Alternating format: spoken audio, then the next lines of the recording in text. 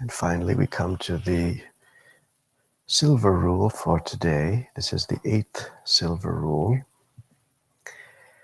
And it is, my conscientious self, do not ask a favor of those who will not grant it you. So this is a rule which, again, reminds us of the life and thoughts and experiences of other people. So we come out of the boundary of our egoic self-concern and begin to sense those who are around us. In fact, the practice we've just been speaking of is very relevant because it's connecting, and too often we become disconnected and we think we're completely preoccupied with our own state, our own wants, our own fears. We're totally lost in our own little whirlwind and oblivious to the condition of others. And from that place of self-preoccupation, we reach out, we grasp at others with some idea, with some request, whatever it is. But in the absence of really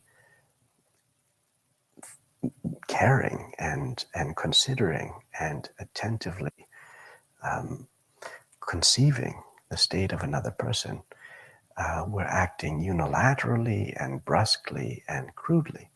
So refinement, graciousness, elegance, all of this requires the attentiveness to others, harmonizing with the situation.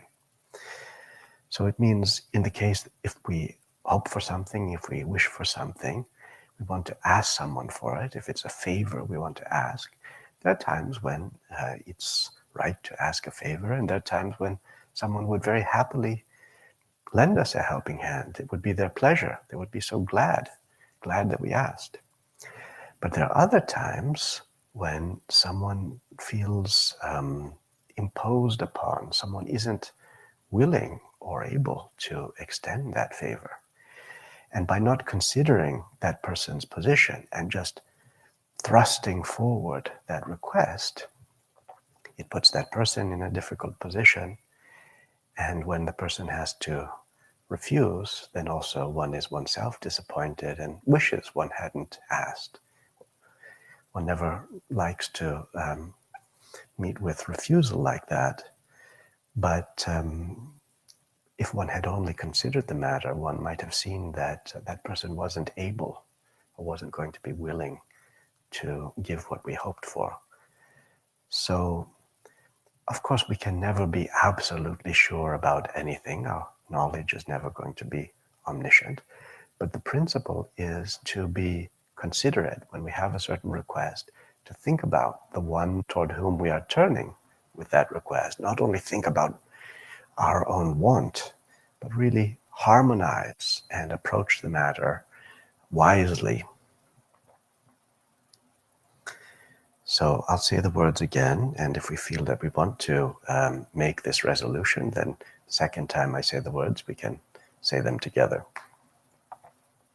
The words are, my conscientious self, do not ask a favor of those who will not grant it you. My conscientious self, do not ask a favor of those who will not grant it you.